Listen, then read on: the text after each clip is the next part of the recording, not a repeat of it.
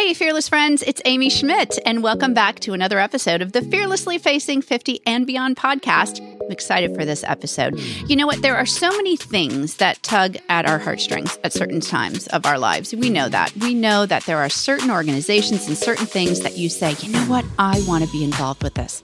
Well, I recently learned about an organization called Casey Cares, and today my guest is actually the founder.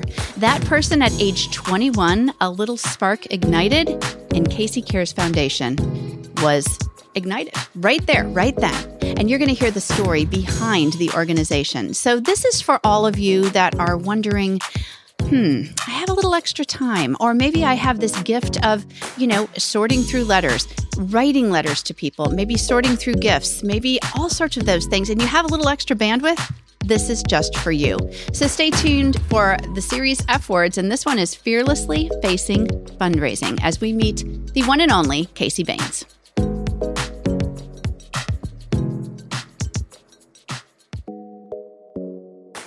Hey, fearless friends. Well, welcome to our episode today. I have with me Casey Baynes. Welcome to the show. Thanks for having me. We just met. We sure did. I can't wait. I know. It's so much fun. And it was all through connections. And I think that's so valuable for people listening and watching around the world today, that connections are key.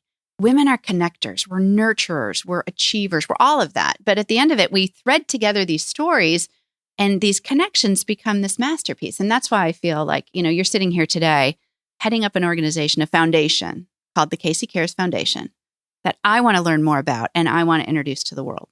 Well, thank you for having me and being open to learning all about the Casey Cares Foundation. It's hard to believe that we started over 25 years ago. 25 years. And it all started out because I have a family trucking and warehousing, a logistics company. Okay. And so I'm very involved with that. It's been around for 170 years. And I was working with my dad and my brother, even my grandfather at one point. I mean, how cool is that? Okay, that's pretty cool. And to start at such a young age to run an international company, it was quite a dream. And so, but I was brought up Catholic. Okay. And so we always had to volunteer and give back. Yep. The real story is when you didn't make it to church, you had to get your butt to a soup kitchen, to a hospital, to somewhere. Yes. And it stuck. Even if I did make it to church that week, I still made it a part of my... Exactly. So I was in the hospital volunteering and got chit-chatting with the family. And this little boy was the biggest race car driver fan. He loved NASCAR. How young? He was probably 7 years old. Okay. And that is just, all 7-year-old boys love trucks, but this kid was really into it. And so he, after talking to him, all he wanted was to meet a race car driver, a real race car driver. Yep. And so that stuck with me. And I was like, you know what? I can try to make a couple calls. So as luck would have it, the NASCAR circuit was coming to Dover Downs and they had a race coming up. Was able to connect with the driver who 2 days later walks into the hospital room in his full 2 days jumpsuit. 2 days later. They made this happen. The timing was just perfect. And the full jumpsuit, thing. the hood of his car, which did you know race car drivers are kind of built like jockeys? Yeah, they're little, right? They're tiny. Yeah, they're like little pocket pals. Of course. I don't mean that offensively, but they are. They're little. They're tiny. Yeah. I had no idea. So the hood of his car looked really, really big. Like you wanted to give him a hand, So all this magic is happening. I mean, tears are flowing. There's just so much joy and excitement. And as the volunteer, I kind of back away. And the curtain that divides the two rooms. Yeah. I hear a voice on the other side say, I wish I had cancer. Maybe I would get cool stuff too. And at this point, I was 21 years old and I was like, what? Who wishes for cancer? I had to see for myself who would wish for cancer. So as I walk around the curtain, I poke my head and I see this mom like making a human shield between her boy and what's going on over here. And at that moment, I became obsessed with helping all critically ill children. He didn't want cancer. He wanted somebody to wrap their arms around him and say, dude, we've got you. Got you. And that's how Casey Cares began. Just really one little boy wishing that he had cancer. And you were 21. Yeah. Wow. That's pretty incredible. It's crazy. And people are like, wow, the insight you had. I didn't have any insight. Yeah, I was going to say, I mean, I always ask people your passion and purpose. Is that moment for you? Is that when that intersected? It was like, okay, this is my thing. Yeah, but you still don't even know that that's happening. Right. Like you still don't. I've always been a high performer. I graduated college before high school. Like, that's always been, that's always been so I didn't know what I was doing. Right. Like a lot of things in life, you do one thing and then I'm like, oh, I'm going to help this little boy who wishes he has cancer. And then they told somebody else. And then I was like, oh, I'm going to help a couple more kids. This would be great to do for them. And that's how Casey Cares started. One family, then 5 families. Then before you know it, we have helped over 500,000 critically ill children and their family members. 500,000. That's nuts. Nationwide. We're east of the Mississippi. East of the Mississippi. Okay. So think about it like this. I mean, people are like, oh, why aren't you national? We could be, but we're not a for-profit industry. Right. Our mission is to never say no to a critically ill child. Mm-hmm. And in 25 years, we've never denied the request of a critically ill child. So to us, that's true success. That is true success. That's incredible. So walk me through that next moment. So you've created this event, you've got this race car driver there. A wish. It's a little like make a wish in some ways. I mean, you heard that and it was like, okay, I'm going to have this happen. And you made it happen in 2 days, which is incredible. Incredible resources and incredible that's relationships you must have. It's relationships. Yeah. It's relationships. It's about connections and about, all about connections, right? It's the most important thing. It is. And you have that embedded trust. Like you said, we just met, but through our connections, there's already this rapport. And that's so important. And I think that's where we've had so much success at Casey Cares because it started out with the one family. And then before we knew it, we're like, gosh, there's a real need. Yeah. Because at Casey Cares, we don't help just the critically ill child, but it's the mom, the dad, the brothers, the sisters. Because when a child is diagnosed with a critical illness, the ripples of that diagnosis are felt throughout the entire family and in a different way. So we want to be sure that we can be there for each and every one of that family unit. And that's so important to us because my husband is from a family that had 3 siblings that had juvenile diabetes, which is very rare. I mean, think back to the 70s and 80s, right? Pancreatic transplants, unheard of. I mean, all of these things where we are like, oh, juvenile diabetes, that's manageable now. It wasn't that. It wasn't, right? So he understands he was the healthy child. So everybody else was focused on the sick kids. Yeah. And he had baseball. He didn't get his baseball championship game because somebody was in crisis. So that's what our connection is with helping the siblings and helping the moms and the dads. His family did an awesome job and the best they could do, but they didn't have supportive programs like Casey Cares. Right. We help families from birth to age 18 and even after the child loses their battle or is in remission. And that comes because my family I had a brother that died, and the impact that makes for a lifetime. It's not a hard year. It's not a hard 5 years. It's a lifetime. It's a lifetime. And so we're there to connect with their families and help them build a new future without their loved one. And it really is about those little moments and lasting memories in life. Yeah. So I want you to walk me back to that moment at 21 then. So you did this, and now the spark is ignited and you're like, this is what I'm going to do. What's next? What did you do next? Well, so we started with the families, and we wanted to give them things because in the hospital, there's not a lot of glorious things you can do in the hospital. There's just not. There isn't. And so you hear about all these wish granting organizations, which are amazing. Yes. And we tell everybody to use them.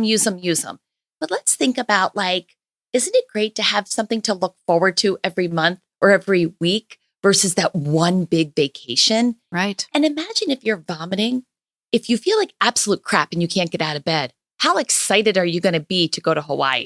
Right. Probably not real excited. Right. Oh, by the way, your doctor's probably not even going to let you go. Right. Oh, and your parents, they've probably already missed so much time at work can you imagine going in and being like, think about hey, that, boss, another week off. What do you mean? You just missed a week last week. Right. So Casey Cares has really gone in and talked to the social workers, the families, the kids, What do you guys want? What do you need? And that's how we built our programs. So from our life cycle is that we started out with doing local activities because the families could do it. What they would do is if they were on their way to clinic, we're parents. This is what we do. We're going to give you a reward. You're really good at this. We're going to go take you to that. Right. And so that's what we did. That's how it started out. You have a really good treatment. You want to go to the baseball game. And guess what? We're going to get you down on the field so you can watch batting practice. Well, so then little Johnny is like, okay, I'm scared because they're going to do a spinal tap and this is terrible, but I'm going to go to that baseball game. Like those are those little carrots that we were dangling to help these families get through it. We do movie and pizza nights at home because these families, their immune system are compromised. Right. But when we first started doing it, yes, we knew their immune systems were compromised. They could get out. We didn't have the funding. We could do movie and pizza night for $50. Get the local pizza shop to donate 3 or 4 pies and the rentals. It's all very affordable, but it's actually what the family needs because they can get together and they can have a fun night at home. Distractions. Fun. That's it. Some normalcy. Yes. If there is such a thing. Because a lot of times families, and we all know this from things that we experience in our life, even if we don't have a critically ill child, when there's real sadness, you wonder, is it okay to be happy? Is it okay to smile? Like, I'm still really sad. Yes, you can. You can have moments of joy. You can have moments of light. But a lot of times the moms, the dads are so stressed. They're just trying to put one foot in front of the other. They don't have time to think about an at-home movie and pizza night. They don't have time to think about, oh gosh, if we just had a puzzle. So we're going to send surprise deliveries to the families at the hospital or at home of games, of puzzles, of art projects, of seeds, planting things, to watching things grow. Wow. And to go through different stages. It means so much to our families who are going through so many different stages and phases. Can't even imagine. Boy, that's really incredible. And it's so custom tailored and so special and so unique. So unique. And it's very simple. We do group parties. Once a month, we do group parties. We bring everybody together. And again, remember, Casey Cares helps all critically ill children. So think cancer, think sickle cell, think undiagnosed children, think of complications of, we used to have a lot of HIV positive kids, but science has come so far. I'm sure you've seen so many. So much innovation. But so we have group parties because these families used to have their friends. They used to be the soccer moms, right? Or they used to be their friends from school, but their kid's too sick. They don't go to school anymore. The kid can't play sports anymore. So these friendships, people do their best and they do meal trains, but you start to lack these common threads. Right. So Casey Cares provides a venue for families to get together. The kids are playing laser tag and the parents are sitting there having conversations. Yes. And the beauty being is support system for each other. Yes. Oh, that's amazing. And they have different diagnoses. So it's not like you're seeing somebody and being like, oh gosh, our future's grim. Not at all. You're there and supporting, and their child might be on a breathing machine and nobody cares. Right. Another child may be vomiting, running out the door really quick. Everybody's all hands on deck. Let's help them because they're going through this common threads. Weaves together this masterpiece of people that are it's a community. I mean, that's a community, and that's what we need. It's an amazing community. Yeah. And we continue to find things. For instance, we had a mom who called early on in the stages of the creation of Casey Cares. We had a mom call. We were talking about an activity that we were coordinating for her daughter. And she was just chit-chatting about her daughter's turning 16 and how this isn't actually how she thought it was going to go. Right. And she started to say that at school, people are making fun of her because she had a glob of hair that fell out on her desk. And the shock and it was just a horrible, horrible episode. And plus she's sick. Plus she's doing her best to pull herself out of bed in the morning to get to school. And I got off this phone so angry at what these other children were piling on top of what this little she's already going through. Yes. So we ordered 24 roses and had it sent to her high school. And we didn't say anything. Happy Sweet 16. That's what she was calling us about because we were coordinating something else. And Happy Sweet 16, thinking of you. That's it. We sent it to the front desk, to the school. Didn't hear anything. And you're like, oh, we overstepped. We went a little too far. Yeah. And a couple days later, we got a call and the mom was like, was it you? Was it you? Terrible call to get. And I was like, oh, hi. Yeah, and, might have been. Right. And she's like, she went from everybody making fun of her at school to being the most popular girl because she told everybody it was from a college guy that she met in There clinic. you go. That's perfect. Yeah. That's wonderful. Yeah. It's those little moments. It's those little moments that they cherish. Yes. Wow. So have you had some days that have been really tough? I mean, you've seen so much loss in 25 years. And grief, sadness. How do you keep going? It's wicked. It's wicked. It's wicked. And it is, I have 3 children. I started Casey Cares in 2000 and I had my first child in 2000. Okay. So the kids are always like, oh, that's your first child. It's so much loss and it is unforeseen loss, unimaginable loss. I mean, the loss that just leaves you in total agony. Because you've established relationships with these families. Yes. And I mean, you've had those conversations and then all of a sudden something happens. It's got to be very challenging for you. But we focus on what we can control. We focus on the fact that Casey Cares is all about palliative care. Yeah. And there's so much science out there that says when you are enrolled in programs like Casey Cares, it increases your response, the positive outcomes improve by like 70%. Can you define palliative care for us? So we are there to support the soul, the spirit, the person. And so that way you are primed to receive the medicine. Your body is open, your mind is open, and you are saying, let's do this. I'm ready to fight. My body's ready to fight because we're taking care of that person, that family's, their spirit and their mind. And we're giving them a reason to live. That's pretty cool. It's amazing. I mean, at 21, you started. I mean, that's amazing. Again, I had no idea what I was doing. I was a little annoyed that I heard somebody wish to have cancer and I didn't want that ever to be spoken again. Right. And that there was such a unmet need to help all critically ill children. And when you say palliative care now, is this in the hospital setting?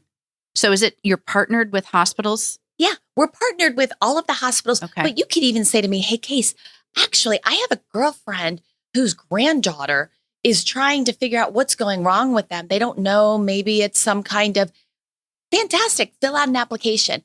And we make it easy. Okay. Yes. Okay. Because, do you remember back to those school days when you got all these papers to fill out at the beginning of the school year? Oh, yeah. Imagine when your kid has a critical illness. That the forms you need to fill out are gut-wrenching. Like, it's just too much. So Casey Cares makes it really easy. We have a 1-page form that you fill out. You get it into us within 48 hours. We're going to get back to you. And probably within 48 hours. 48 hours. And with that, you will, in your mail, you will have a movie and pizza night. You will probably already be receiving a care package of new pairs of pajamas, whether you're at the hospital or at home, because anything we can do to make you feel a little bit more comfortable, a little bit more normal, that's what we're going to do. Right.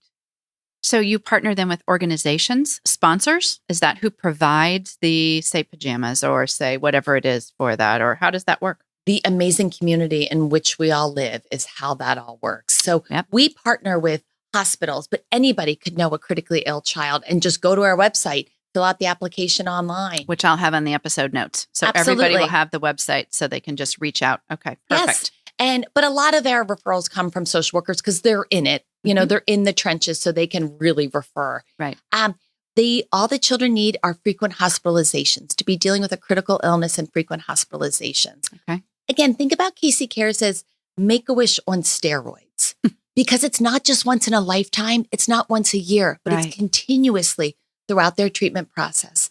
And even after, like we said, we have bereavement groups, which focus around. Yeah. Walk me through that after. I'd be curious how that support continues.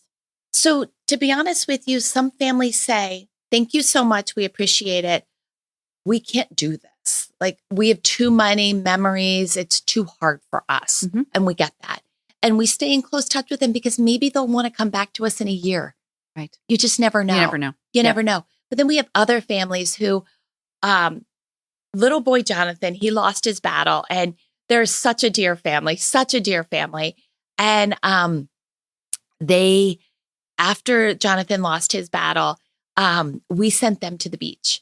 And afterwards, she called and she's like, it was the most amazing family trip we've ever had. And I was like interested that she used the word family. And she said it was the first time since his loss that we actually felt together. He was with us the entire time because that was their special place. That's where they went. And she's like, we could feel him. And that was healing for them. Wow. And so we have moments like that. And then we also have like support groups that people can join. And the cool part about our support groups is that they're online. So you can be from anywhere. And what I mean about that is the siblings again.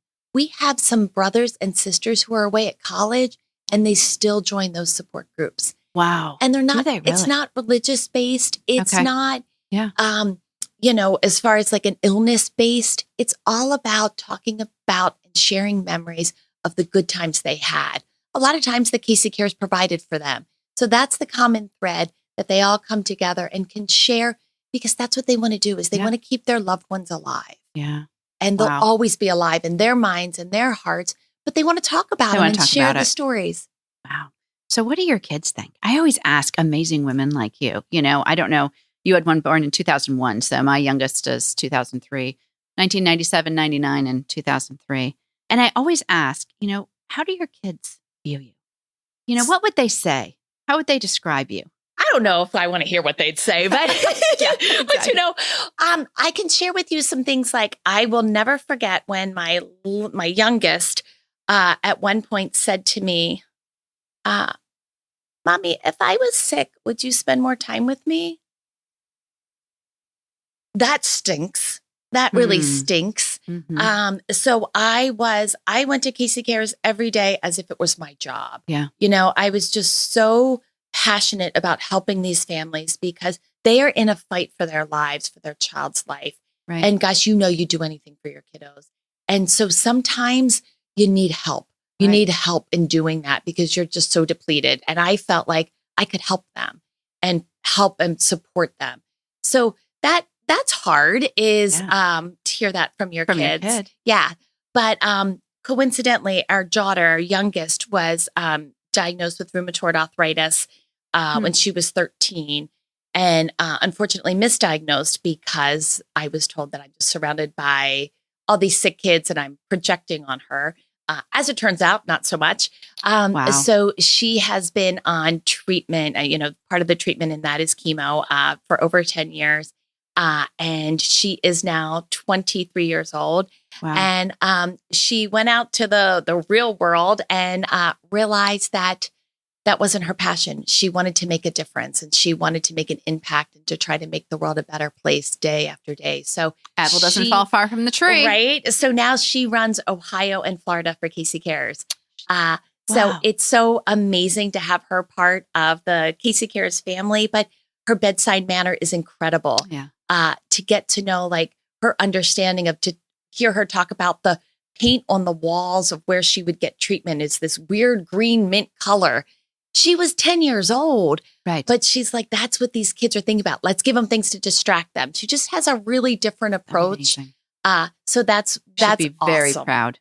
It's awesome to have her a part of what we do day in and day out and making us better. So when you talked about your family business and brothers and grandpa and all of that, if I were to have them in the room sitting right now, sitting here and ask them, is this just how Casey always has been? Has she always been just a giver and a server and she just wants to help? What would they say?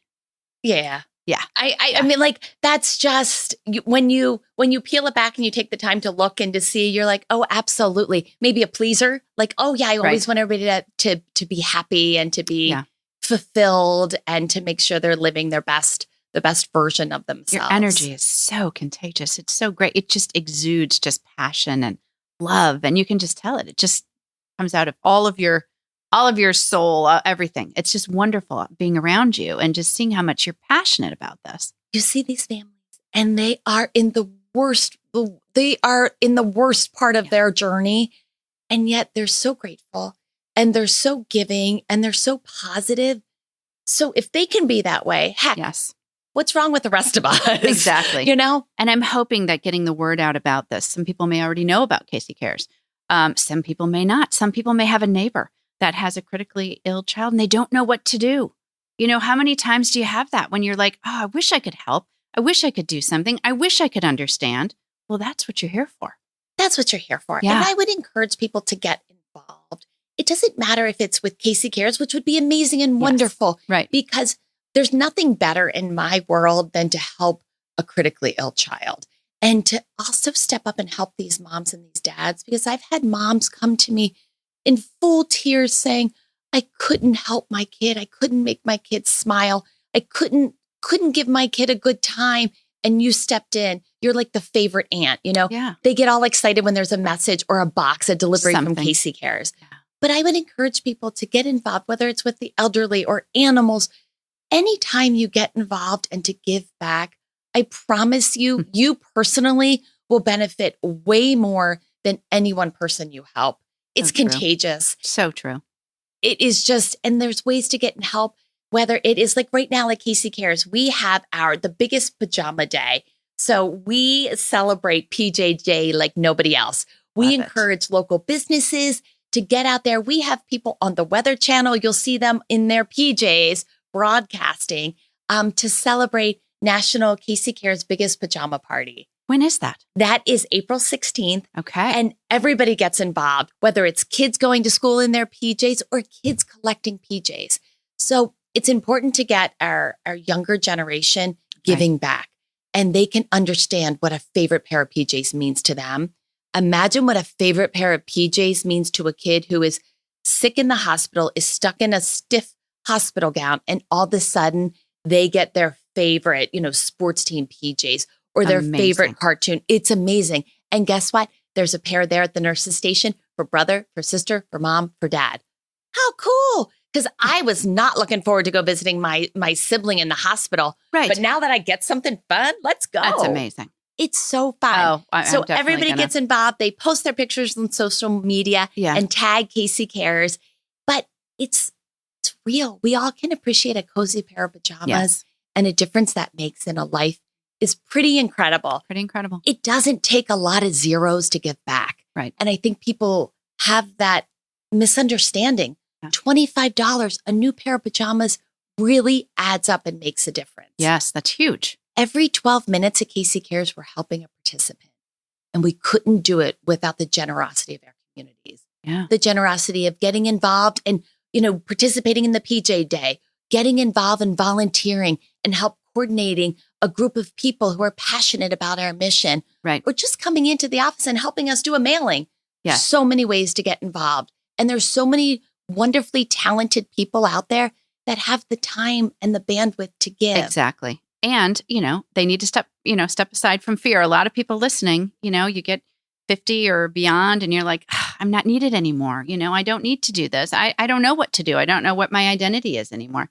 Step into volunteering, go in and help with the mailing. So your different office locations will be on your website too? Yes. And where are all the offices? Too many to list? Well, our headquarters is in Baltimore, Maryland. In Baltimore, okay. And but there's so many opportunities across east of the Mississippi. Right. And yes, please don't be fearful. We don't have time for fear. These children have a small window and we need your help. And so there's so many ways to get involved. Tell us what you like to do, what you're good at doing, and we'll find a way. You'll plug them in somewhere. We'll plug them in. I mean, it's a nonprofit. We all wear so many different hats. And that's so great because that's a community too. Yes. So for somebody listening or watching right now, and this is like, wow, I think I could help. Help. That's what that's all you need to do. Pick up the phone, send an email, whatever it is. If you know somebody that has a critically ill child or is struggling with that journey right now, reach out. This is the perfect organization. So I'm so happy that our paths crossed. Now, this is viewed kind of around the world and, all over the country, but there is an event coming up in Sarasota where we are broadcasting from right now. So just fill us in on that real quick. So this event is for the ladies. So we're encouraging all the ladies to come out. It is a fashion show. Yeah, and so fun. It is going to be so much fun. We're going to have great fashions for folks to get to freshen up their wardrobes, but really to come together to support the critically ill children in our community. And then once the fashion show's over, The DJ's going to start his mix. Oh, that's the best. The ladies are going to have their dancing shoes on, and it's going to be a really fun night to celebrate life because, it truly is a gift and we need to live every single day because there's so many people out there. I mean, we think about the kids in our programs who they used to do their running on the soccer fields or on the baseball diamonds, and now their running's done in the corridors of a hospital.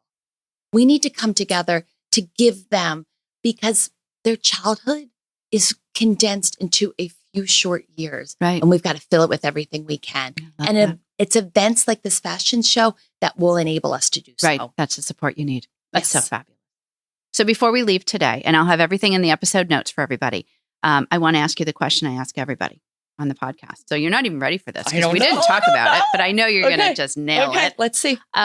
Casey, if you were sitting on the couch and you look over and there's Casey at 30, what advice would you give her? I would probably tell Casey, sit on the couch because I don't know if I've ever sat on the couch. But I would tell her, it's okay. It's okay. It is a process and you are not always going to do it the best at first. And it's okay. And it doesn't matter what Sally thinks or what Jenny does. It's your own path and that everybody should be supportive in that path. So surround yourself with the people who will support you, even when you get off the path a little bit. I love that. That's great advice. Isn't that crazy when you think of yourself at 30, like looking over, I can see Amy at 30 and it's like, wow, I just go over, give her a big hug and say, it's all going to be okay. Yes.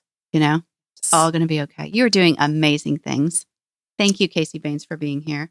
Casey Cares Foundation will share everything in the episode notes. Please reach out, get involved. This is how we build community. This is how we support each other. So fearlessly step into this, whatever it looks like for you. And thank you so much for being here. Thanks for having me. Thanks so much for listening today. We know how valuable your time is, and that's why we keep it short and sweet.